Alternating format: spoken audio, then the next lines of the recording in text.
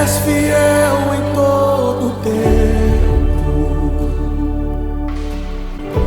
em todo tempo tu és tão. Cumprimentamos a todos com a paz do Senhor. Estamos iniciando mais uma querida Escola Bíblica Dominical. Hoje a última lição do trimestre. Então nós estamos estudando a nossa querida EBD, estamos estudando a revista da nossa editora Betel. Esse trimestre a editora focalizou ordenanças bíblicas, doutrinas fundamentais imperativas. São ordenanças aos cristãos. Para quê? Para que tenhamos uma vida bem-sucedida e de comunhão com Deus. Deus quer que nós sejamos bem-sucedidos e que mantenhamos a comunhão com Ele. E durante esse trimestre nós estudamos 13 lições abordando este assunto, ordenanças bíblicas. Então hoje nós estamos fazendo o encerramento da nossa EBD, terceiro trimestre de 2024. Vamos relembrar um pouquinho do que nós estudamos da lição 1 até a número 12 e logo em seguida estudaremos a lição número 13, que é desse dia hoje. Na lição número 1, nós estudamos ordenança para crer e descer as águas batismais. Então, Deus ordenou que nós fôssemos batizados e Jesus nos deu um exemplo, Ele mesmo descendo as águas para ser batizado. Então, a ordenança do batismo em águas. Então, uma vez que a pessoa crê, aceita Jesus como seu Salvador, logo em seguida vem o batismo em águas.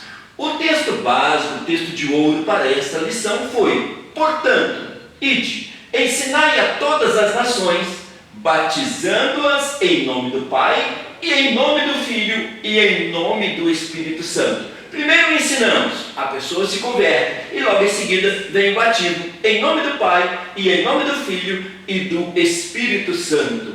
Então, nascer de novo, a maior necessidade de cada pessoa. O batismo significa exatamente que está nascendo para uma nova vida e seguindo ao Senhor. A maior necessidade de uma pessoa é nascer de novo. E o batismo é um símbolo público deste novo nascimento.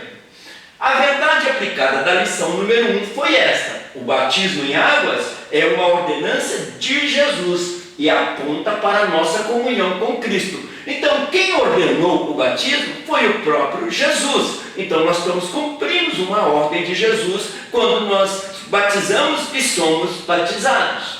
O batismo é o início do compromisso da vida com Deus.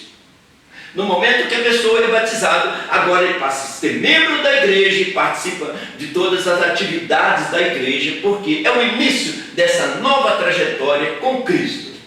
Na lição número 2, nós estudamos ordenança para participar da ceia do Senhor. Muito interessante, uma vez que passamos para o batismo, a segunda ordenança vem para participar da ceia do Senhor.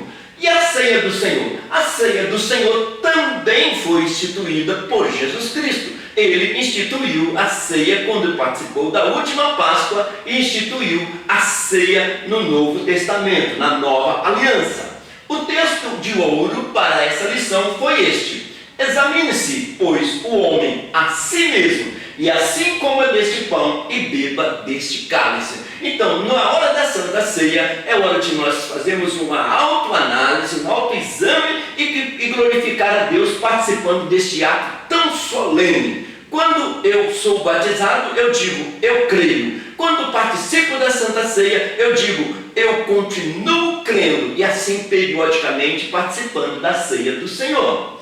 A Santa Ceia nos ensina que o pão representa o corpo de Jesus, o cálice, o vinho representa o sangue de Jesus derramado na cruz do Calvário.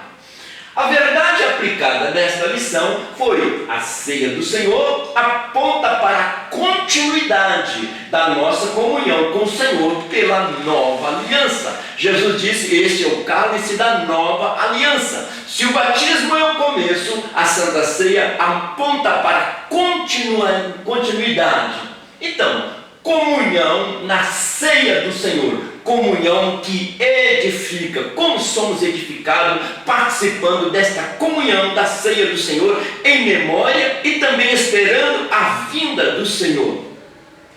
Na lição de número 3, nós estudamos ordenança para congregar e prestar culto racional. Então, o fato de frequentarmos a uma igreja, participarmos e ser membro de uma igreja, é uma ordem de Deus e também uma satisfação, um prazer de congregar, de estar unido com o corpo de Cristo. Nessa lição, nós vimos: alegrei-me quando me disseram, vamos à casa do Senhor. O cristão, a pessoa cristã, tem desejo de ir à casa do Senhor. É um prazer, é uma alegria, além de ser uma ordem de Deus que congreguemos para a nossa edificação. O texto de ouro escolhido para esta lição foi Romanos capítulo 12, versículo 1. Rogo-vos, pois irmãos, Paulo pedindo à igreja, rogo-vos, pois irmãos, pela compaixão do Senhor, que apresenteis o vosso corpo em sacrifício vivo, santo e agradável a Deus, que é o vosso culto racional. Agora, na nova aliança, o Cordeiro Jesus já foi sacrificado em nosso favor. Agora apresentamos um sacrifício vivo, a adoração, ofertamos, cantamos, glorificamos, confraternizamos. Um sacrifício, uma adoração viva na presença do Senhor e com fervor. Assim, o pardal encontrou casa, a andorinha ninho para si. Eu encontrei os teus altares, Senhor. O salmista disse no Salmo 84 isso. Ele diz: até as aves gostam de se aninhar perto no templo. Ele disse: eu encontrei os seus altares, estar na presença de Deus. A verdade aplicada para esta lição foi: uma característica marcante do nascido de novo é o desejo de estar reunido com o povo de Deus. Toda pessoa que nasce de novo, ele quer estar na igreja, viver na presença de Deus e em comunhão com os irmãos. O salmista diz ainda no Salmo 84: como é confortável estar na presença de Deus. Como é bom estar na igreja, como é confortável, como aprendemos, como nos alegramos na presença de Deus. Na lição de número 4, nós estudamos ordenança quanto à contribuição financeira. Deus nos ordena que nós contribuamos de acordo com aquilo que nós propusemos do nosso coração, de acordo com a disponibilidade de cada um. Mas é uma ordenança que nós cooperamos com a expansão do reino de Deus e também Deus nos abençoa, porque estamos sendo a cada dia abençoados, tanto espiritualmente quanto materialmente pelo Senhor. Então, a igreja, contribuição financeira para a igreja e o reino de Deus se expande. O evangelho é pregado cada vez mais e Deus é glorificado. E nós temos a alegria de ofertar, porque Deus tem nos dado muito mais. O texto de ouro para esta lição foi este, em 2 Coríntios. Cada um contribua segundo propôs no seu coração, não com tristeza ou por necessidade, porque Deus ama ao que dá com alegria. Então Deus está dizendo o que propôs no coração, o que pode ser feito e fazer com alegria. Deus recebe a nossa contribuição dentro do reino de Deus. Então, a cada semente lançada haverá uma colheita. Quando estamos contribuindo no reino de Deus, estamos semeando no reino de Deus, o reino de Deus cresce e nós colhemos as bênçãos de Deus dia após dia. A verdade aplicada para esta lição foi: dizimar e ofertar são ações norteadas não pela ideia de troca de barganha, mas por princípios de adoração, gratidão, mordomia e fidelidade ao Senhor. Nós não estamos negociando com o Senhor, ofertamos parte porque Deus já nos tem abundantemente nos abençoado dia após dia.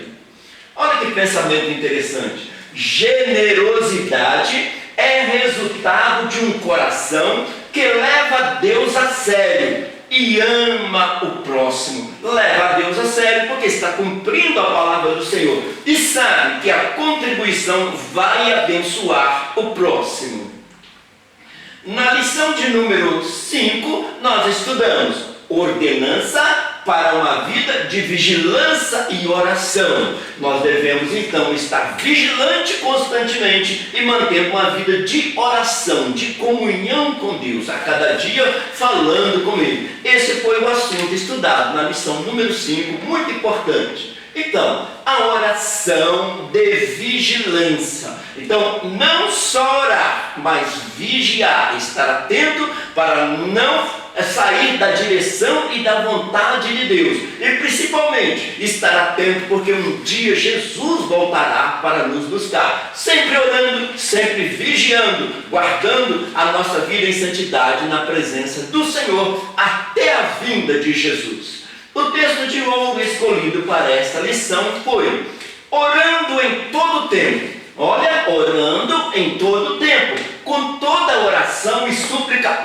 no Espírito, uma oração espiritual, e vigiando nisso com toda perseverança e súplica por todos os santos. Então, no mesmo versículo do texto áureo, ele nos manda orar e manda vigiar, manda que nós estejamos atentos na vigilância e na oração. Olha que pensamento interessante. Quando não souber o que fazer, faça uma oração. Olha que interessante que nós devemos ter todo dia na nossa mente. Quando não souber o que fazer, e isso muitas vezes acontece conosco, faça uma oração, que Deus responde, Deus entra com a providência. Estas são as promessas de Deus para a nossa vida. A verdade aplicada para esta lição foi: em todo tempo, o discípulo de Cristo deve orar e vigiar, para não ceder às tentações, enquanto espera a volta de Jesus. Sempre orando, vigiando até a volta de Jesus. Portanto, ele diz em outro versículo: sede sóbrios, seja inteligente, vigiai. Está sempre vigiando e orando na presença do Senhor. Sede sóbrios, vigiai. A lição de número 6 também foi muito interessante. Nós estudamos ordenança para uma obediência e submissão. Deus nos chama a ser obedientes e submissos à sua vontade, à sua palavra, à liderança cristã. Deus nos chama, Ele nos convida e nos ordena. É uma ordenança.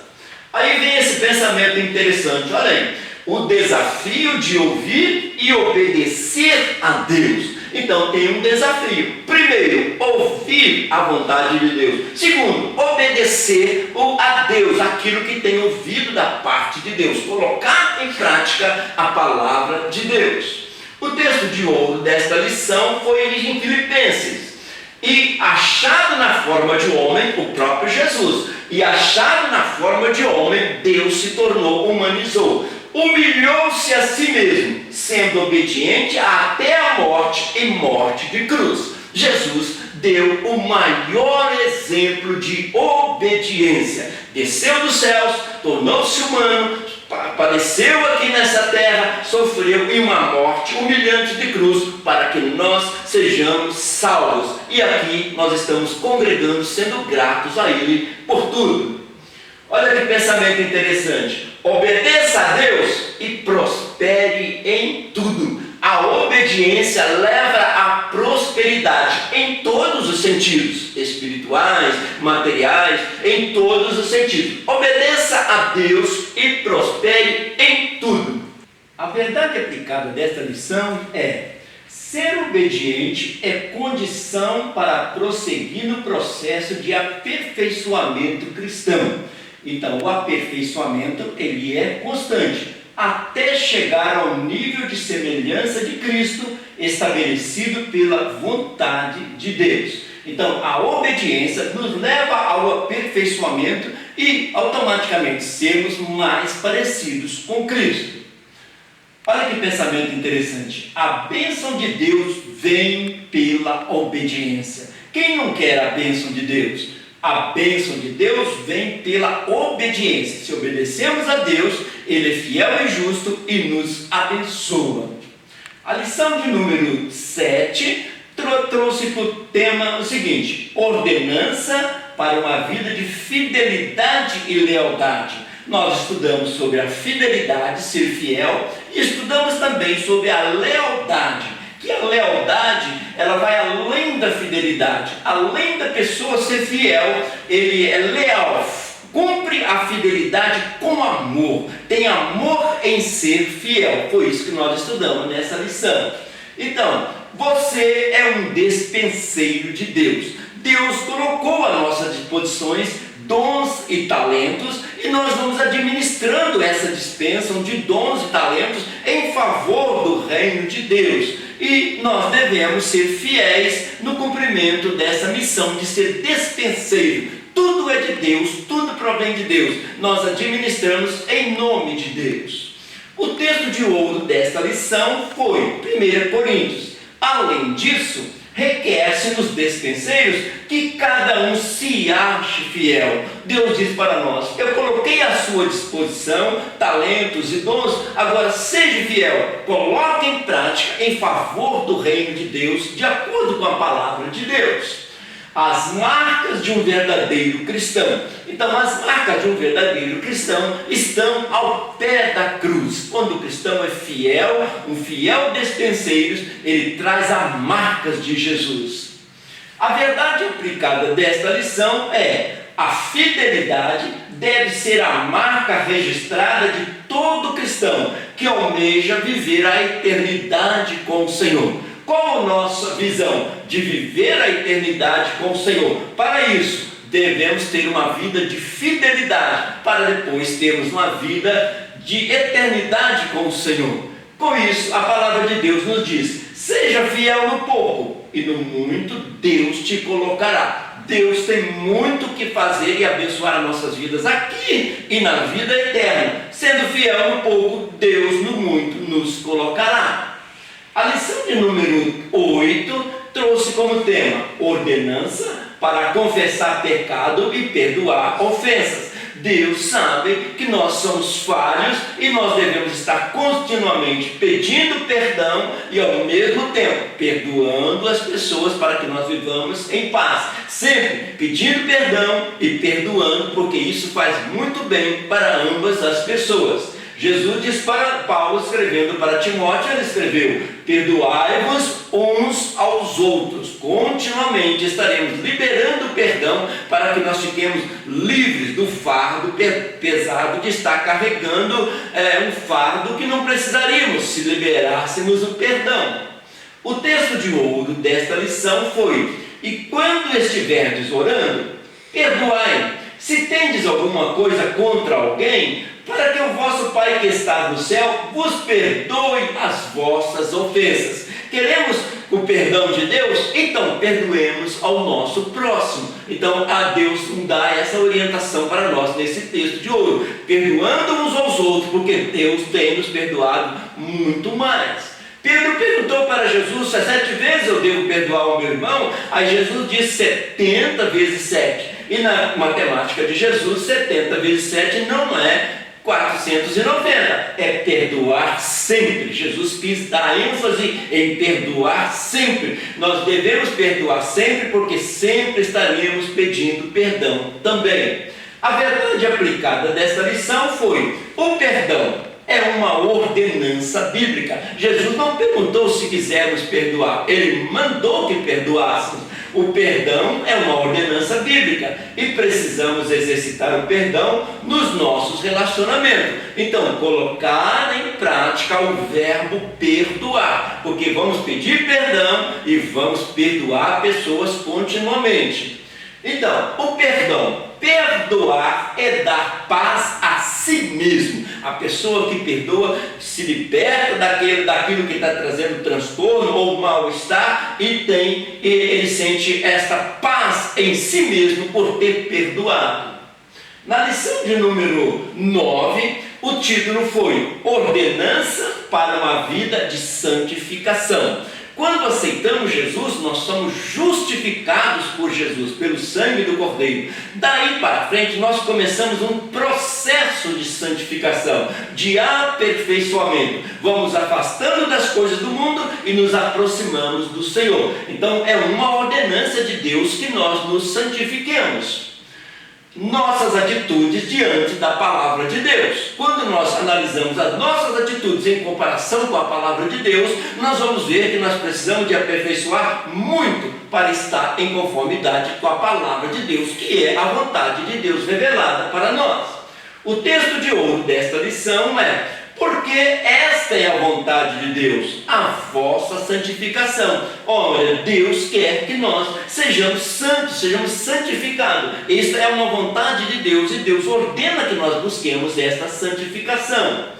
Nesta imagem, nós vemos Jesus colocando a mão nos ombros de uma pessoa e orientando no caminho de santificação, porque santificação não é um ato momentâneo, é um processo, é uma trajetória, é uma caminhada. A santidade requerida por Deus ao seu povo. Deus requer que nós caminhemos em busca da santificação.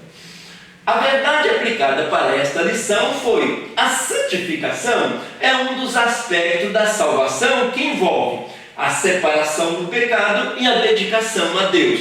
Nós estudamos bem isso, essa lição. À medida que separamos do pecado, distanciamos do pecado, aproximamos mais da nossa dedicação a Deus. Isto é o processo de santificação. Olha que pensamento interessante. Precisamos ser mais parecidos com Cristo. A palavra cristão significa exatamente isso, parecido com Cristo. Precisamos ser mais parecido com Cristo, mais distante do mundo, mais próximo de Deus, em busca da santificação. Na lição de número 10, nós estudamos ordenança para buscar a paz e fazer o bem. O mundo precisa muito de paz, o mundo precisa muito de pessoa que faça o bem, e é uma ordem de Deus, buscar a paz e fazer o bem onde nós estivermos. Olha o que Jesus diz: e em qualquer casa onde entrardes, dizei primeiro, paz seja nessa casa. A nossa primeira atitude para com o próximo é desejar paz para a casa dele, para o trabalho dele, para a jornada dele, de uma maneira geral, que haja paz. O texto de ouro escolhido para esta lição foi: segui a paz com todos e a santificação, sem a qual ninguém verá o Senhor. Nós queremos ver o Senhor operando no dia a dia, no nosso trabalho, na nossa família, mas para isso precisamos de buscar a paz e a santificação. Aí Deus se faz presente no nosso meio e também na vida eterna veremos ao Senhor. Olha que pensamento interessante. Dos melhores sentimentos do mundo, o coração em paz. Quem não quer um coração em paz? Dos melhores sentimentos do mundo, o coração em paz. A verdade aplicada desta lição foi: o autêntico discípulo de Cristo também deve ser conhecido por ser um promotor de paz e estar sempre procurando fazer o bem. Então, um discípulo de Cristo promove a paz e faz o bem. Promove a paz e faz o bem. Aí nós nos tornamos conhecidos como os discípulos de Cristo. Olha que pensamento breve, mas muito importante. Fazer o bem, faz bem. Fazer o bem, faz bem. Para quem fez o bem e para quem recebeu o bem. Fazer o bem, faz bem. Na lição de número 11, nós estudamos ordenança para exercer a fé. A fé também é um dom de Deus, mas ela precisa ser exercida, ser praticada. E nessa lição de número 11 nós estudamos isso. E aprendemos que o firme fundamento de tudo é a fé do cristianismo, do reino de Deus, que crer na palavra de Deus, o batismo, a Santa Ceia, tudo o firme fundamento é a fé. Então nós vamos aprender e desenvolver praticando a nossa fé. O texto de ouro desta lição foi: ora, a fé é o firme fundamento das coisas que se esperam e a prova das coisas que se não veem. Então, se esperam, não atingiu ainda, não recebeu ainda, não está vendo ainda, então a fé é o fundamento de que Deus vai entrar com a providência na hora certa. E a nossa fé não é uma fé alheia, uma fé que tem base na palavra de Deus. A fé e a prática da palavra de Deus caminham juntas. Eu tenho fé, mas a minha fé ela está embasada na palavra de Deus. A verdade aplicada desta lição foi: a jornada do discípulo de Cristo baseia-se na fé. Toda a nossa caminhada é uma caminhada de fé e dirige-se pela fé em Cristo conforme a palavra de Deus. Então, uma fé com base na palavra de Deus, de que Deus tem promessas ricas para nós, tanto para esta vida como a jornada futura. Olha que pensamento interessante. Exercitando a fé para viver as promessas, colocando a fé em prática para viver as promessas. Então nós vemos na Bíblia muitas pessoas que receberam ricas promessas, mas eles exerceram a fé, exercitando a fé para viver as promessas. Hoje, na lição número 12, nós estudamos ordenança para amar o próximo. Então, de tudo aquilo que Deus vem ensinando a nós nesse trimestre, na lição de número 12, nós aprendemos a ordenança para amar o próximo. Jesus não pediu que nós amássemos o próximo, Ele deu a ordem. Olha Jesus falando para os discípulos. O Senhor Jesus disse: um novo mandamento eu vos dou, que vos ameis uns aos outros, assim como eu vos amei a vós, e que também vós vos ameis uns aos outros. Então Jesus amou, e Jesus ensinou o amor, praticou o amor e deixou a ordem que amássemos uns aos outros, tivéssemos aquele pensamento puro, aquele sentimento puro de amar o próximo, assim como a criança. A Bíblia nos diz: se quisermos entrar no reino de Deus, teremos que tornar-nos como criança, com este amor singular, com este amor puro. O Senhor Jesus disse: o meu mandamento é este, que vos ameis uns aos outros, assim como eu vos amei. Então, o amor de Jesus é muito grande,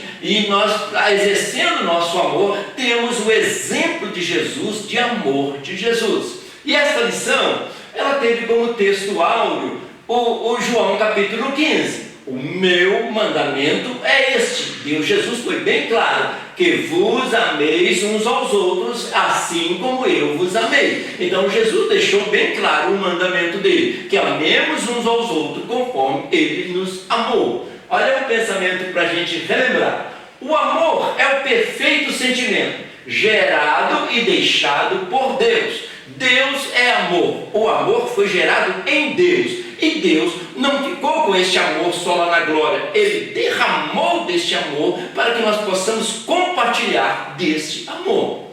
A verdade aplicada desta lição foi o amor de Deus derramado, aqui sem medida, em nós pelo seu Espírito. Deve ser expressado em nosso relacionamento com Deus e com o próximo. Então, Deus derramou abundantemente do seu amor.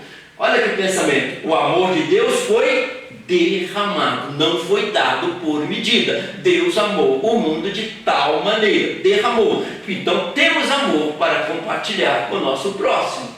Na lição de número 13, que é a lição deste domingo, agora nós vamos parar um pouquinho mais e meditar nos ensinamentos desta lição. A lição de número 13 tem por título ordenança para pregar o Evangelho. Veja que tudo nesse trimestre está acontecendo numa sequência. Recebemos Jesus pela fé, o batismo pela fé, batismo nas águas, amamos o próximo, e agora, encerrando a lição, ele fala que nós devemos pregar o Evangelho. E ele fala de um ide, de ir, de uma ordem, de uma ordenança. Então Jesus, de ter ensinado os discípulos por mais ou menos 3 anos e meio, mostrou para eles as aldeias, os campos, e disse: ide e pegai e fazei discípulo. E esta ordem ecoa até os nossos dias para nós. Jesus disse em Marcos 16, versículo 15, e disse-lhes: ide por todo mundo, pregai o Evangelho a toda criatura, porque nós sabemos, todas as pessoas são criaturas de Deus. João capítulo 1, versículo 12 diz: aquele que creu tornou-se filho de Deus. Então preguemos o Evangelho a todas as criaturas, para que todos se tornem filhos de Deus. Olha bem como Jesus diz: assim como o Pai me enviou, eu também vos envio. Jesus quis dizer, eu fui o enviado de Deus para pregar e ainda morrer para salvar. Agora, assim como o Pai me enviou, agora eu vos envio para que pregue o Evangelho a todo mundo. Tem um pensamento que é muito bom a gente lembrar. Jesus tornou-se a salvação possível. A igreja tornou a salvação disponível. Colocou à disposição do mundo o que Jesus tornou possível, a nossa salvação.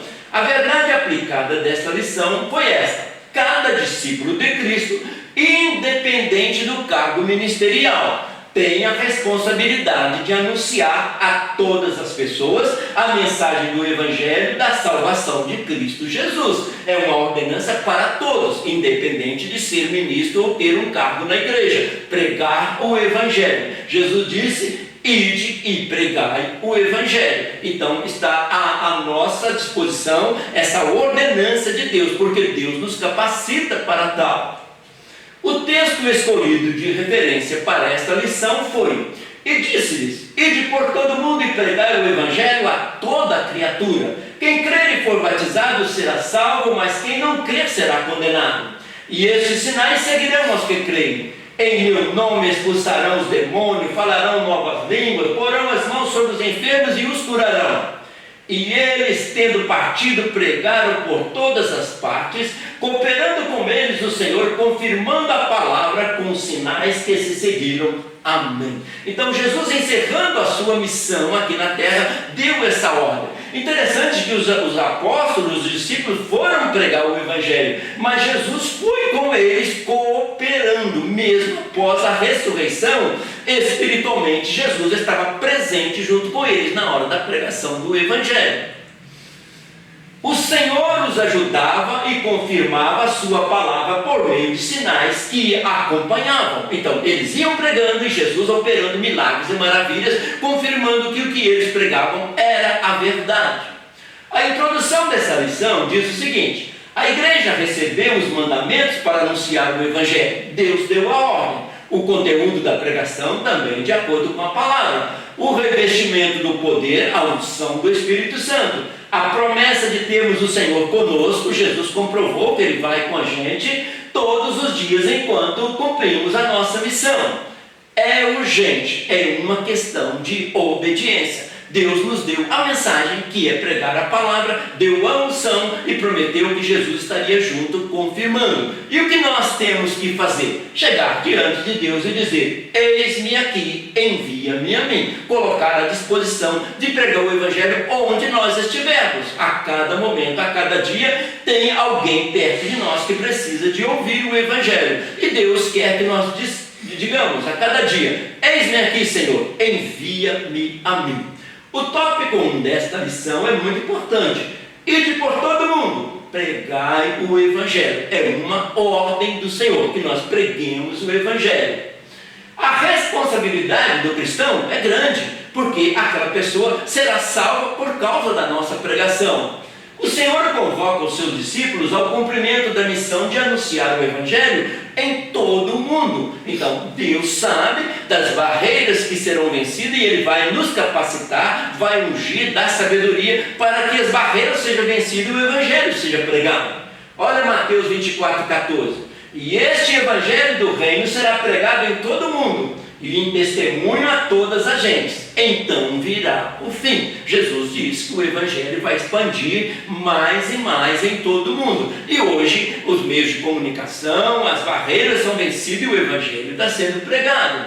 Então, e será pregado este Evangelho do Reino por todo o mundo, para testemunho a todas as nações. Então virá o fim. Jesus diz que o Evangelho vai expandir e nós estamos pregando o Evangelho. Não sabemos o dia nem a hora que o Senhor voltará. A nossa incumbência como crentes fiéis é alcançar os outros para o Senhor, até que Ele volte para levar a sua igreja para o arrebatamento. Então, quando os discípulos quiseram questionar sobre a volta de Jesus, Ele diz: não vos compete, mas vocês vão receber poder e vão ser testemunha pregando o Evangelho. 1 de Coríntios está escrito assim, Paulo escrevendo: porque se anuncio o Evangelho, não tenho de que me gloriar, pois não me é imposta essa obrigação, e ai de mim se não anunciar o Evangelho. Então, se eu estiver pregando o Evangelho, eu não estou fazendo nada mais do que aquilo que Jesus mandou que eu fizesse: pregar o Evangelho, anunciar o Evangelho. Então, ninguém sabe o dia e nem a hora da volta de Jesus, mas ele falou que pregássemos o Evangelho a todo mundo.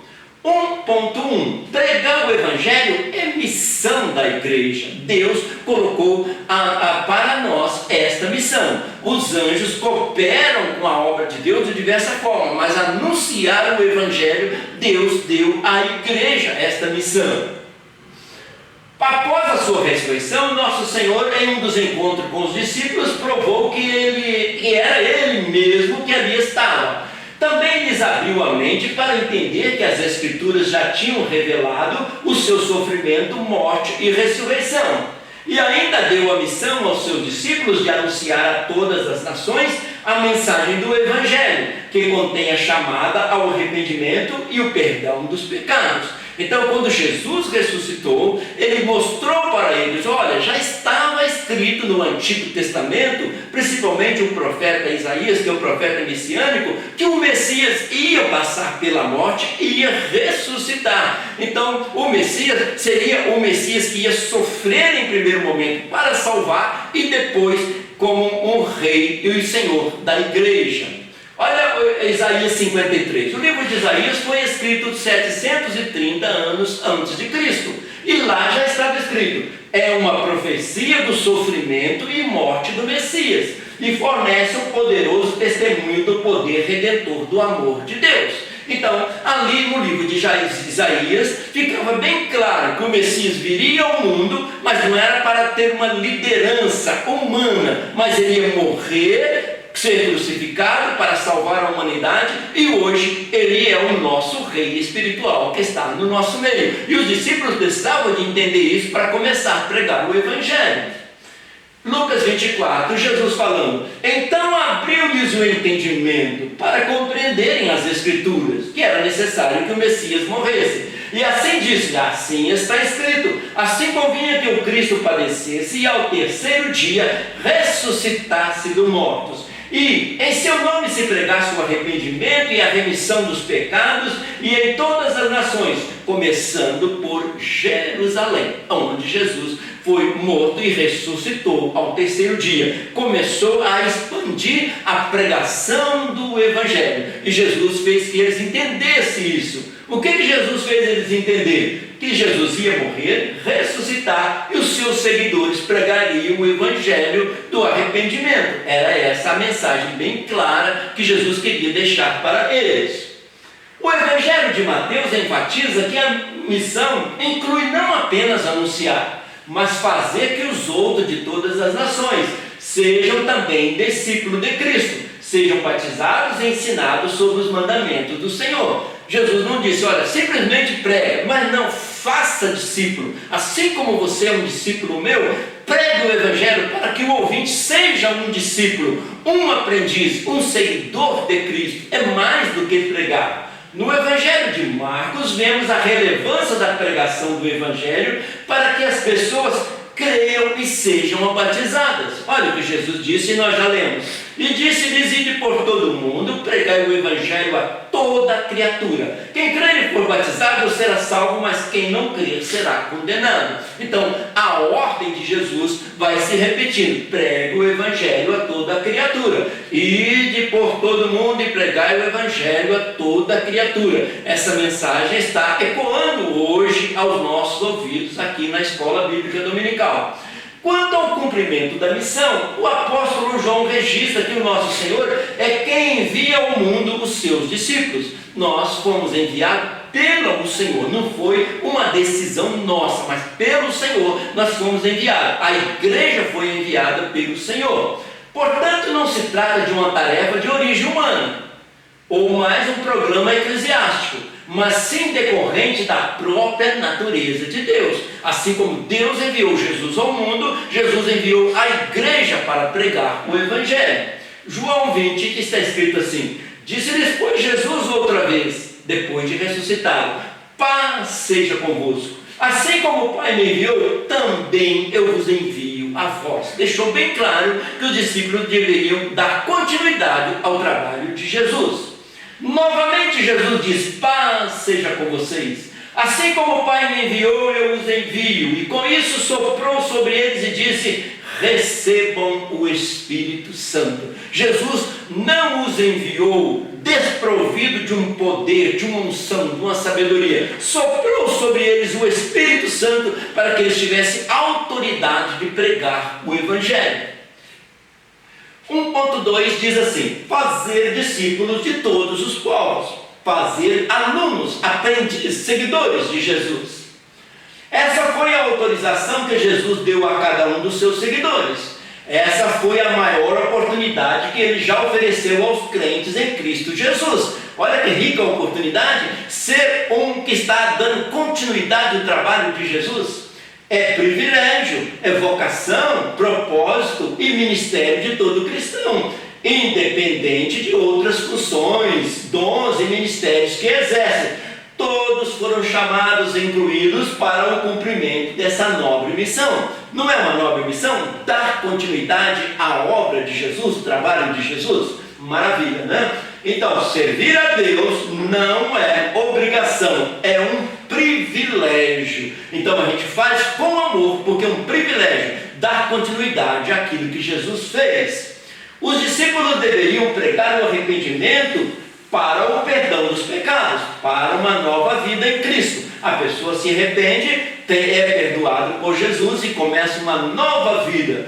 O evangelho da facilidade, do triunfalismo, da prosperidade, o evangelho seria um compromisso voluntário de obedecer a Cristo e a sua palavra, é um evangelho incompleto, porque o evangelho completo é a pessoa se arrepender, seguir Jesus e depois vem as bênçãos materiais nos abençoando no nosso dia a dia. O evangelho completo prega o arrependimento, a conversão e a pessoa aceita Jesus como seu Salvador. Ninguém pode ter Jesus como Salvador se não tê-lo como Senhor da sua vida. Sempre a gente pergunta: quer aceitar Jesus como seu Salvador? Todo mundo quer. Quer que Jesus seja o seu Senhor, que dirija a sua vida? É outra coisa. E é muito importante a gente ter Jesus como Salvador e como Senhor da minha vida. Isso é muito importante. Olha que bonito. Eu aceito Jesus Cristo como meu Senhor e Salvador da minha vida. Eu aceito Jesus como Salvador e Senhor da minha vida. 1.3. Ser testemunha até os confins da terra. Deus deu uma ordem ilimitada, até que chegasse aos confins da terra. Há uma recomendação antes de ser testemunha, de pregar o evangelho, de ser revestido de poder. Lembra que Jesus soprou sobre eles, deu poder, autoridade, isso aconteceu no Pentecostes também, um revestimento. Aí eles saíram cheios de poder, cheios do conhecimento da palavra e anunciaram o reino de Deus. Lucas 24, olha que Jesus falou: eis que sobre vós eu envio a promessa do meu Pai. Ficai, porém, na cidade de Jerusalém, até que do alto sejais revestidos de poder. Jesus disse: ide pregai o evangelho a toda criatura. Mas ele disse: aguardem o serem revestidos do poder, e aí vai pregar o evangelho. É uma ordem e uma bênção de Deus ser revestido por Deus. Então, revestimento de poder para fazer a obra de Deus. Deus mandou a gente fazer, mas também nos revestiu de poder.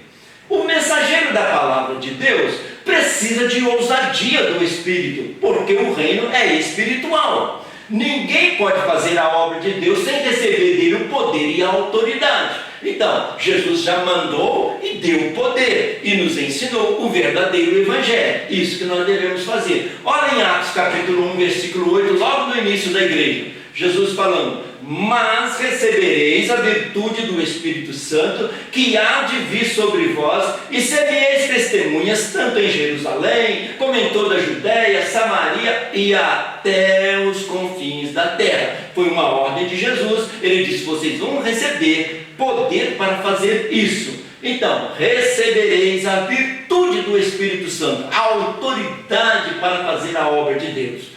Precisamos iniciar o cumprimento da missão de anunciar o Evangelho aos que estão mais próximos de nós, em nossa casa. Muitas vezes em nossa casa tem pessoas que ainda não aceitaram Jesus como Salvador, que precisa se converter. Então, começando pela nossa casa, estender a ação evangelística aos vizinhos, ao nosso bairro, à nossa cidade, ao país, até aos confins da terra. Então Jesus foi muito bem claro nos dar a ordem, começando pela nossa casa e pregando o Evangelho. Mas atenção, é começar com os mais próximos e não esperarmos que os mais próximos se convertam para depois estendermos aos mais distantes. Olha o que está escrito em Atos 1:8.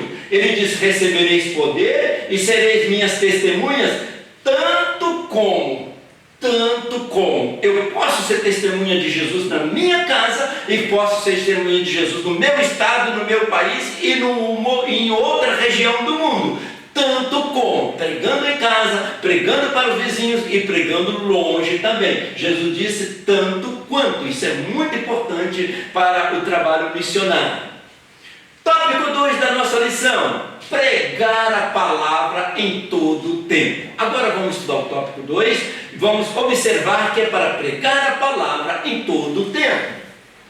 O apóstolo Paulo exorta o obreiro Timóteo a pregar a palavra do Senhor. Ele anima o Timóteo, manda o Timóteo pregar. Olha o que ele escreveu para Timóteo: conjuro-te, rogo, peço, diante de Deus e do Senhor Jesus Cristo, que há de julgar os vivos e os mortos na sua vida e no seu reino, que pregues a palavra, inste a tempo e a fora de tempo, redarguas, repreenda, exortes com toda longanimidade e doutrina. Então ele manda pregar a todo tempo, com longanimidade, com paciência e doutrina, com base na palavra de Deus.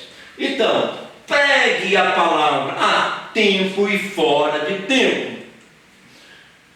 Não apenas ouvir, guardar, obedecer, mas também pregar, anunciar. Para tanto deve estar sempre de prontidão, disponível, pois trata-se de uma proclamação urgente. Quantas vezes na nossa jornada, no nosso dia a dia, nós convivemos com tantas pessoas que não conhecem o Evangelho. É urgente que nós anunciemos o nosso Evangelho, partindo da nossa casa, da nossa rua, do nosso bairro, até os confins da terra.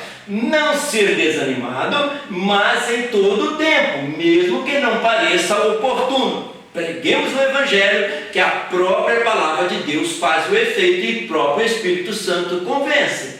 Então, a igreja e o reino de Deus. A igreja é a principal agência do reino de Deus. O reino de Deus vai onde nós levarmos a mensagem e vivemos o testemunho de Jesus Cristo. A igreja é a principal agência do reino de Deus. A igreja tem a missão de proclamar. Assim, 2.1. O que semeia, semeia a palavra. O que é que eu devo semear? A palavra, porque a palavra convence, a palavra liberta, a palavra salva e cura as pessoas. A semente é a palavra. Marcos 4,14. O que semeia, semeia a palavra. Ele está falando de coisas espirituais. Jesus pregando para os discípulos no meio do campo, vendo as pessoas semear, mas ele estava falando de uma semente espiritual, de uma palavra, mostrando para eles o exemplo ali na prática. A dificuldade da semeadura está registrada na parábola do semeador. Quem não conhece a parábola do semeador?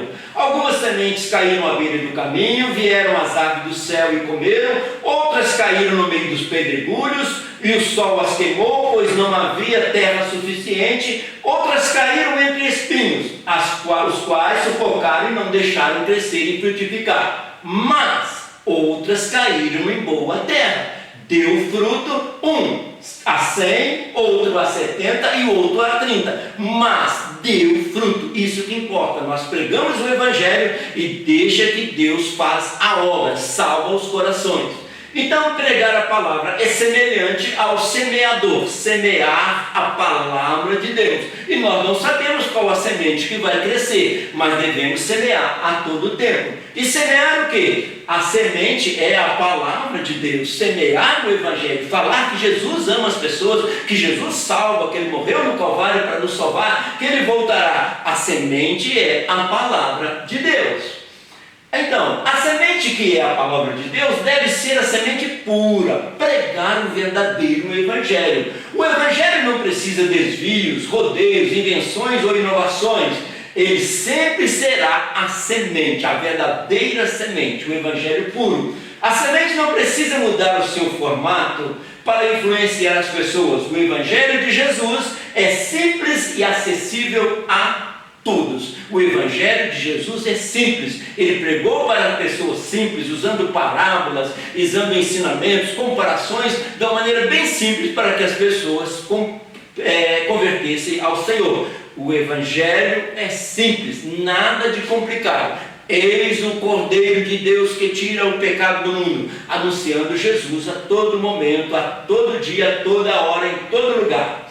2.2. Pela manhã semeia a tua semente. Isso, semeia a semente e aguarda. Vamos ver se ela vai crescer. Nós vimos na parábola do semeador que teve umas que cresceram, outras não cresceram, outra em proporções diferentes, mas o trabalho do semeador é semear. Devemos fazer a obra de Deus. Ninguém sabe qual semente vai prosperar. Olha em Eclesiastes 11:6. Olha que pensamento interessante. Pela manhã semeia a tua semente, e à tarde não retires a tua mão, porque tu não sabes qual prosperará, se esta ou aquela, ou se ambas igualmente serão boas. Então lá no Eclesiastes, lá no Antigo Testamento, o autor já estava falando, você semeia, você não sabe qual que vai crescer. A mesma coisa a pregação do Evangelho. O semeador nunca terá condição de saber quem vai frutificar. Por isso precisamos lançar a semente no solo que são os corações dos ouvintes. Então, mensagem para nós hoje é lançando a semente. Deixa que Deus dá o crescimento. Lançando a semente. Nós somos chamados para ser atalaias do Senhor. Trabalhemos enquanto é dia. A oportunidade está hoje diante de nós. A noite vem quando ninguém mais poderá trabalhar. Então, trabalhemos no momento oportuno. Olha João capítulo 9, que Jesus diz: convém que eu faça as obras daquele que me enviou, enquanto é dia. A noite vem quando ninguém pode trabalhar. E Jesus vai para uma aldeia, vai para outra aldeia, curando, libertando, multiplicando pães e peixes, fazendo maravilhas, abrindo olhos dos cegos. Ele diz: convém que eu trabalhe. Eu não sei amanhã, convém que eu trabalhe. Não retire a sua mão do arado. A pregação do Evangelho é comparado a uma pessoa que pega um arado para arar a terra. Mãos à obra. Então, não retire a mão do arado. Deus tem uma grande obra, tem muitas vidas para salvar através de nós. 2.3. Quem observa o vento nunca semeará. Então, se levanta de manhã, fica olhando o vento. Será que vem chuva? Será que não vem chuva? Será que vem tempestade? Será que não vem tempestade? Aí fica olhando e não semeia. Então, Deus manda que nós semeamos a palavra a tempo e a fora de tempo. Estamos vivendo num mundo em que quem fica aguardando condições favoráveis, ideais para dar início à semeadura, nunca fará. Então, se nós ficarmos esperando o momento ideal para semear, para pegar o Evangelho, nunca vamos pregar. Vamos pregando, não sabemos qual semente vai ter fruto. Olha o que o Eclesiastes, o autor escreveu: quem observa o vento nunca semeará, e o que olha para as nuvens nunca cegará. Fica olhando, pensando, vou hoje, amanhã, começo, e se semeia a semente e deixa que Deus dá o crescimento. Tá? Quem observa o vento nunca plantará. Quem olha para as nuvens nunca colherá. Devemos fazer a tempo e a fora de tempo a pregação da palavra de Deus. Jesus estava falando isso perante os homens que estavam semeando a terra. Agora ele diz: a semente que vocês vão semear não depende de olhar, é preciso só pregar que Deus faz a obra de salvar. Então, se olharmos as dificuldades, os ventos contrários e pararmos diante do inimigo que batalha contra a expansão do Evangelho, nunca semearemos nada e as almas morrerão em seus delitos. Então, se ficarmos olhando se é oportuno ou não pregar o Evangelho, preguemos o Evangelho, entregamos folheto, anunciamos, dizemos que Jesus salva e a obra de Deus, a palavra vai fazendo a obra. Nunca haverá condições perfeitas e tranquilas durante a nossa caminhada aqui na terra. Nunca será tudo perfeito. Vamos anunciando que Deus dá crescimento. Um planta, o outro colhe e Deus dá crescimento. Olha que pensamento interessante. Se você esperar condições perfeitas, nunca vai fazer nada. As condições, nós vamos rompendo as barreiras e anunciando o Evangelho a tempo e afora de tempo. Os que foram dispersos, lembra que a igreja sofreu uma perseguição no início? Tiveram que ser espalhados por mundo, por vários países, por causa da perseguição.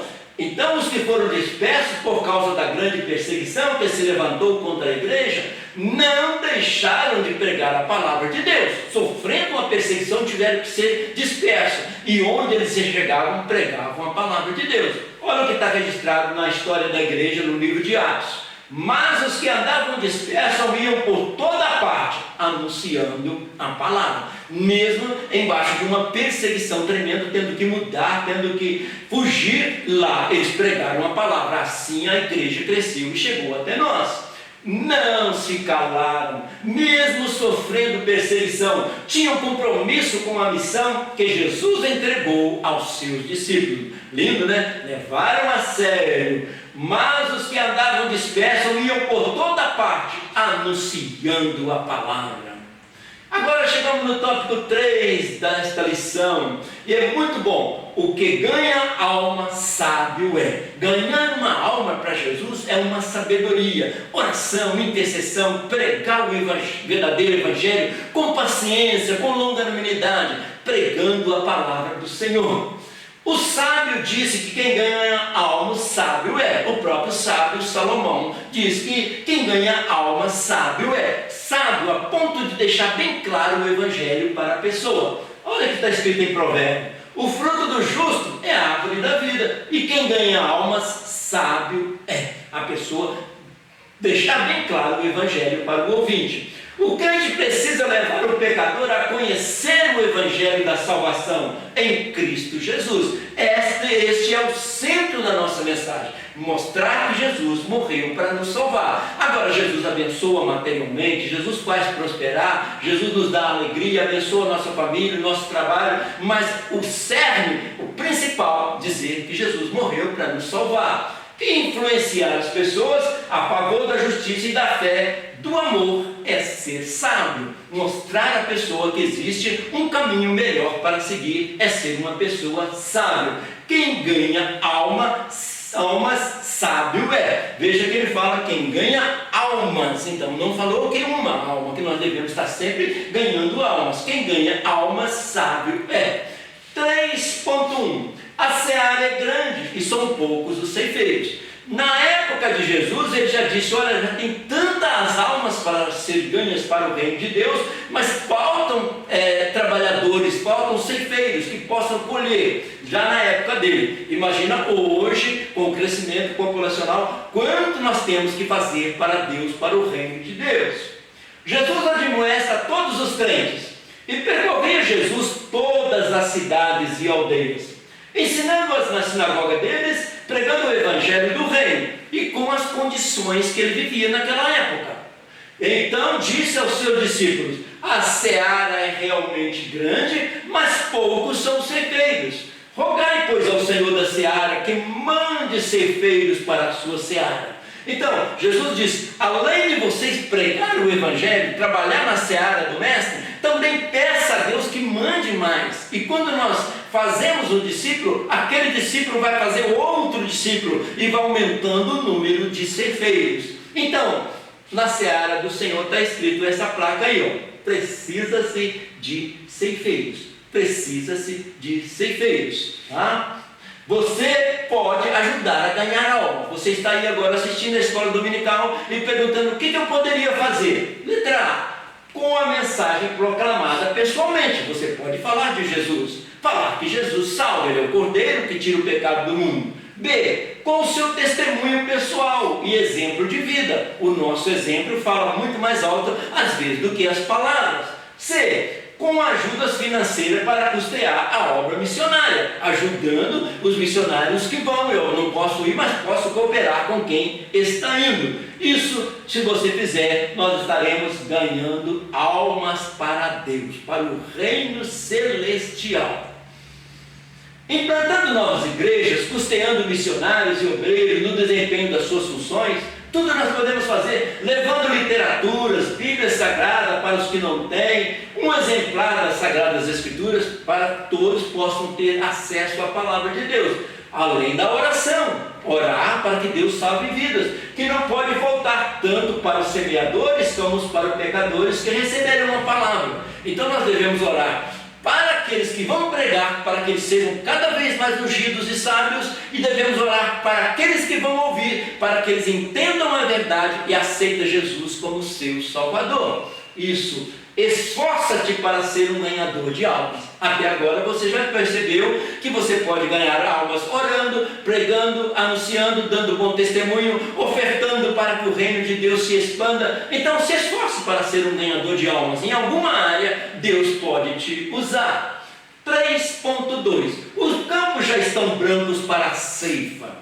E os discípulos de Jesus estavam observando os ceifeiros, colhendo o trigo, colhendo ali os mantimentos. Ele viu que os mantimentos têm uma data certa para fazer a colheita. Mas aí mas o reino espiritual, o campo já está branco, já está na hora da ceifa. Então Jesus diz, para ganhar a alma não tem tempo, não vamos observar os tempos de acordo com um ceifeiro material, que planta uma semente ali na terra. Porque para ganhar a alma, todo tempo é tempo de ganhar a alma.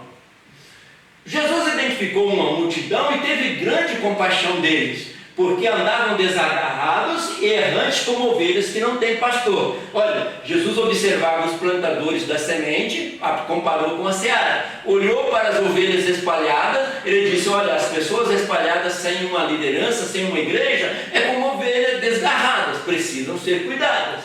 Olha o que ele disse, e vendo a multidão teve grande compaixão deles, porque andavam desgarrados e errantes como ovelhas que não têm pastor. Imaginou uma ovelha sem pastor? E quantas ovelhas neste mundo sem pastor, sem uma direção, sem ouvir a palavra, sem receber uma oração? Alguém precisa estender as mãos e pegar essas ovelhas e colocar no aprisco, na direção, no reino de Deus.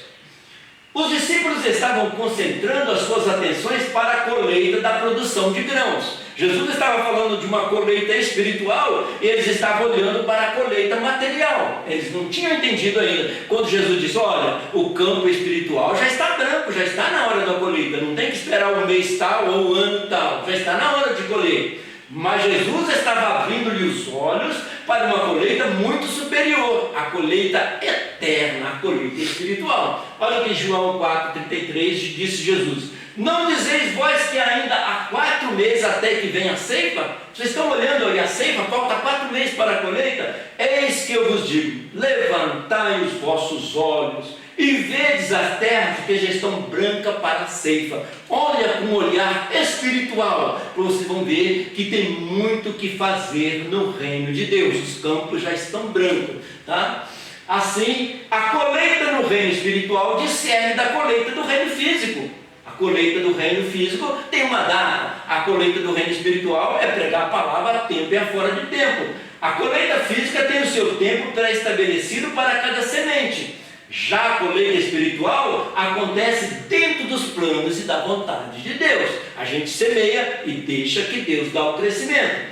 Quantas almas estão no ponto de serem colhidas? Não faltam os ceifeiros, mas faltam os ceifeiros. Muitos estão no aguardo por causa da misericórdia de Deus. Então muitas pessoas estão aguardando que alguém fale de Jesus para eles, para que eles aceitem Jesus como Salvador e se convertam e recebam perdão e tenham assim o seu nome escrito no livro da vida. Então, os campos estão brancos, faltam pessoas para colheitas.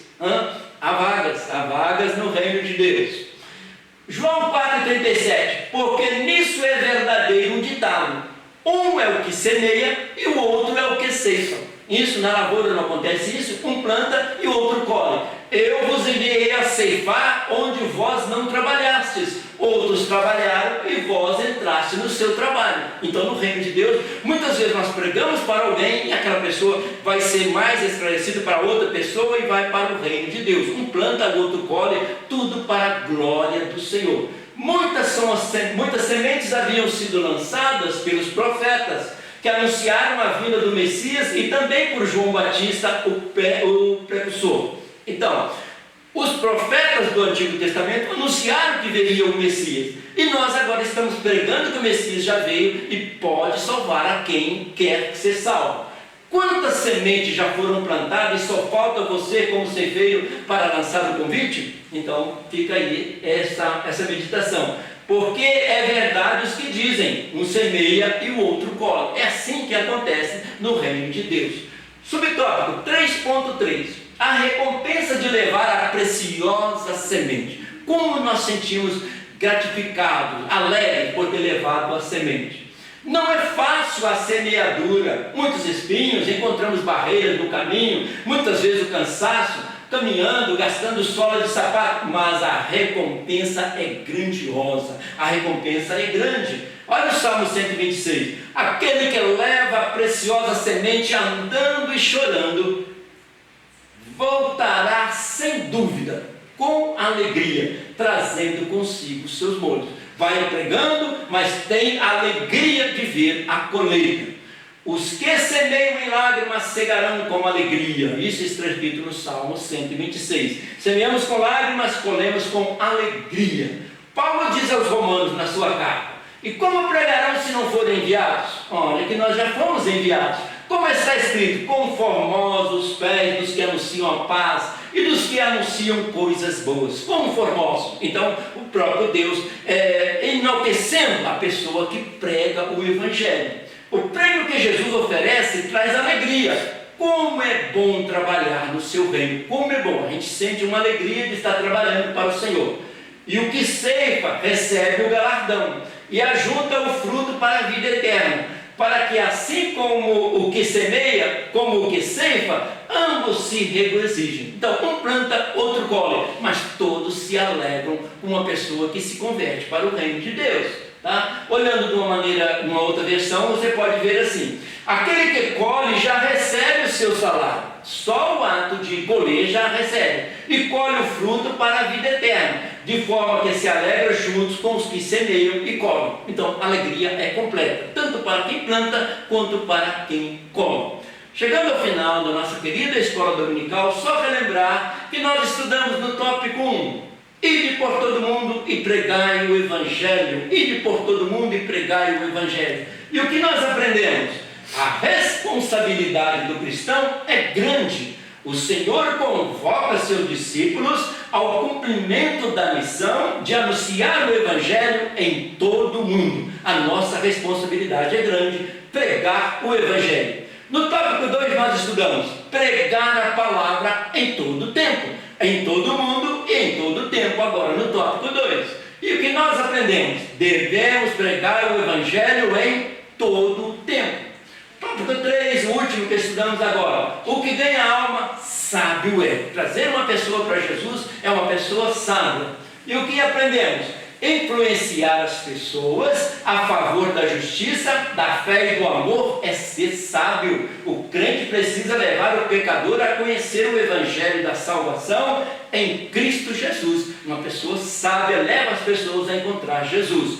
Conclusão final: com a capacitação do Espírito Santo, Ele que nos capacita, aproveitemos enquanto é dia e anunciemos a todos com ousadia a mensagem da salvação em Cristo Jesus, para que outras pessoas também se tornem discípulas do Senhor e Deus continue sendo glorificado. Então, Deus continua sendo glorificado por aquela alma que se converteu. Então, capacitados pelo Espírito Santo. Jesus disse: ide, mas recebereis poder, capacitados pelo Espírito Santo. E o que vai acontecer quando nós pregamos? Discípulos fazendo discípulos, discípulos fazendo discípulos. Aí aumenta também os ceifeiros. Então, essa é a grande comissão. Nós ouvimos pregar muito sobre a grande comissão. Esta é a grande comissão: discípulo fazendo discípulo. No próximo trimestre nós estaremos estudando a palavra do Senhor. A nossa nova revista já está à disposição. Ela vai tratar do assunto a relevância da igreja e a sua essência e missão. E vamos da relevância da igreja e a sua essência e missão estaremos estudando no próximo trimestre. Deus abençoe a todos, em nome de Jesus. És fiel em todo tempo